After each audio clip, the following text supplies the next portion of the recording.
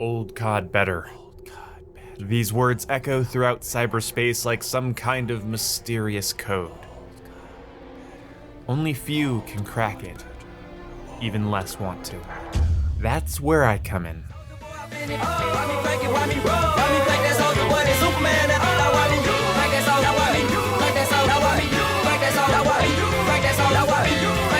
Somebody once told me the world is gonna roll me. I ain't the sharpest tool in the shed.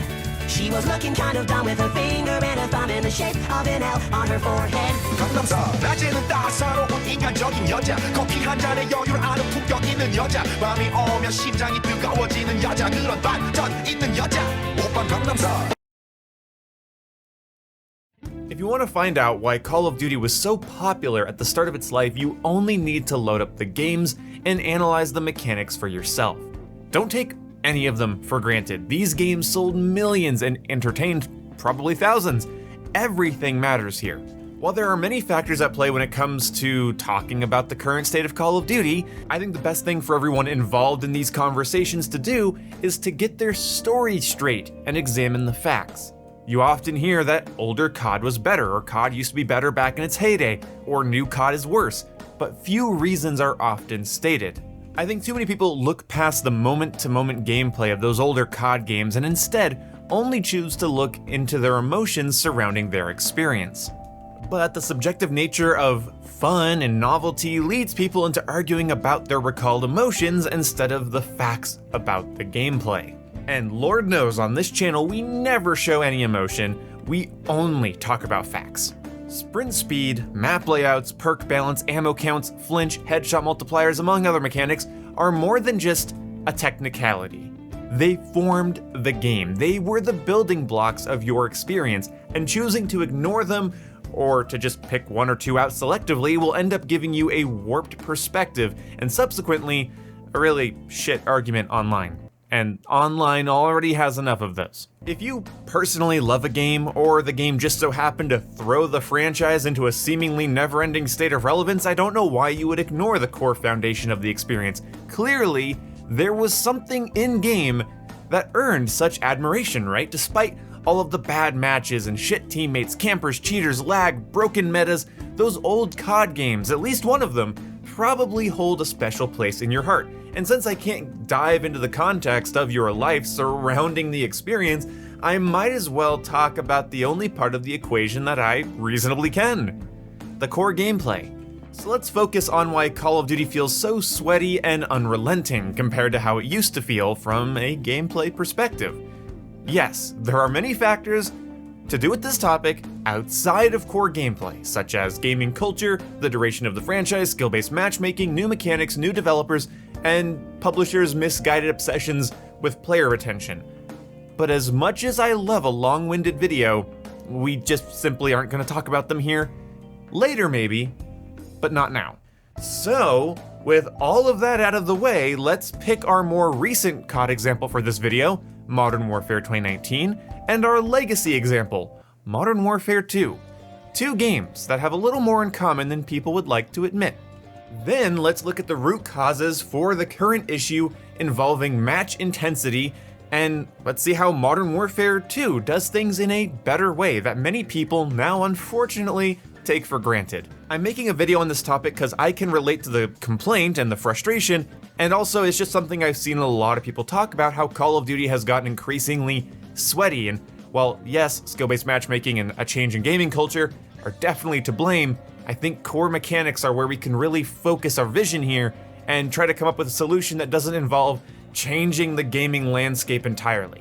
So, back in Modern Warfare 2, and keep in mind basically every Call of Duty up through COD Ghost, give or take more or less, ammo and sprint were a resource. You couldn't run around forever dumping large amounts of ammo at your opponents, and if you wanted to, well, that required some pretty interesting trade-offs. Let's look at the starting rifles in both of our example cases. Both are low recoil versatile rifles that are easy to use and master. Due to the Warzone Battle Royale integration, Modern Warfare 2019's ARs have access to extended mags ranging from 50 to 100 extra rounds per magazine. This makes a lot of sense for a Battle Royale with an armor system in wide open areas, but the rest of Modern Warfare's multiplayer suffers from this addition. And the same goes for Black Ops Cold War and Vanguard as well. Like how the Armagura SMG in Vanguard has a 70-round extended magazine that increases damage, God knows why. It allows you to get a 4-shot kill, which means you could potentially kill 16 to 18 people without reloading if you don't miss. Yikes, that's a pretty large streak without a reload, and it gives you a pretty high probability of winning a one-on-one gunfight, seeing how you could miss 70 times and still be able to get a kill. But back to our main example game. Modern Warfare allows the Kilo 141 to have 50, 60, and 100 round mag options. The weight increase from those mags can be mitigated heavily by choosing the no stock option, and some other attachments as well, which of course are free because of the way Gunsmith works. You won't be taking anything away from your class by running 5 attachments on your weapon. And on the Kilo, the recoil is so low that the missing stock won't have you missing shots. But here's the point.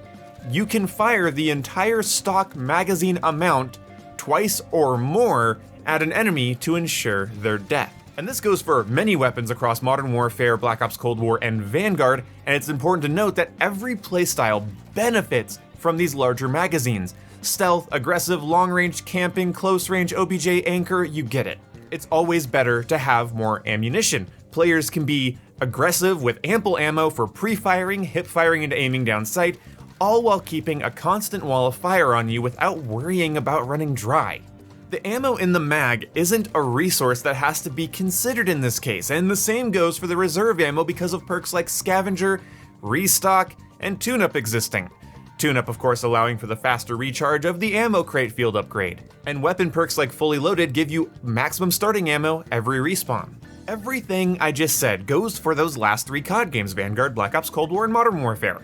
More or less, give or take. There's a little bit of variance there, but nades and bullets are aplenty, so you might as well use them all the time. No one has to think twice, and no one has to slow down. That brings me to sprinting. Unlimited sprint comes with a detriment that many players are now taking for granted, and look, I get it. There's a lot of 17 to 19-year-old COD players that started around Advanced Warfare, Black Ops 3, Infinite Warfare, and I'm not making fun of you, but you have to understand that the addition of unlimited sprint drastically changed how the game plays. Because while every COD game is different, the formula more or less remains the same. And combined with everything I just explained about ammunition, we essentially have players with nothing to manage or keep in mind.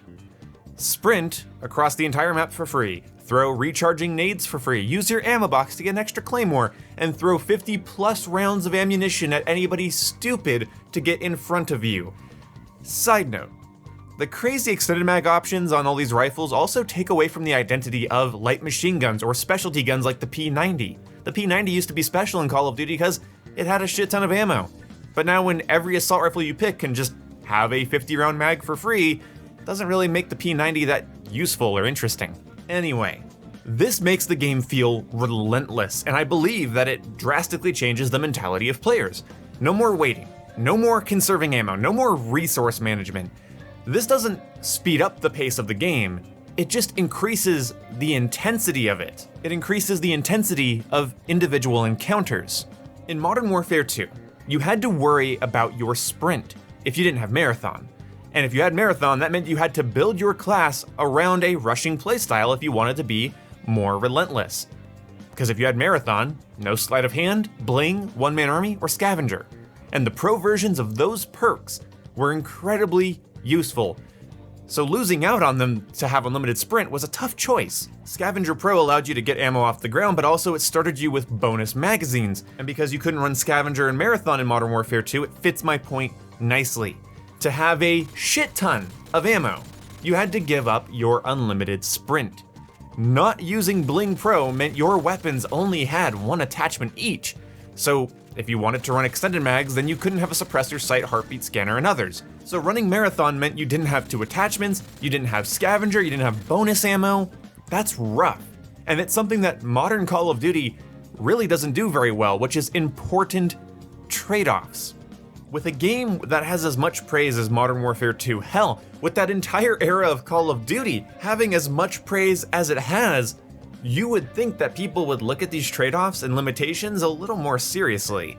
Maybe when you and your opponents have to slow down and keep track of ammo, the game naturally slows down the intensity so that the game feels less unforgiving and relentless. When looking at this massive change, I start to wonder if gamers got sweatier, or is this just the natural occurrence of what happens when you get rid of trade-offs and limitations? Games employ resource management and limitations to engage the player in what they're doing. Imagine a Soulsborne game without a stamina bar, a survival game with near unlimited resources, or a shooter where running out of ammo and sprint never happens. You could go back and forth about what system is better, and I feel like both sides would have good arguments, and I even like little bits of both. But I think it's safe to state the obvious. If the game doesn't slow down the player never slows down. When the player has an option to light you up with 60 rounds, they will light you up with 60 rounds. Imagine those rushing, slide-canceling sweats having to take cover and wait for their sprint to come back just for a couple seconds. Imagine those window campers mounted with their assault rifles having to reload every 30 rounds instead of 50 or 100. Well, actually, you don't have to imagine those things. Just load up Modern Warfare 2 and see for yourself. See you when I see you. Goodbye.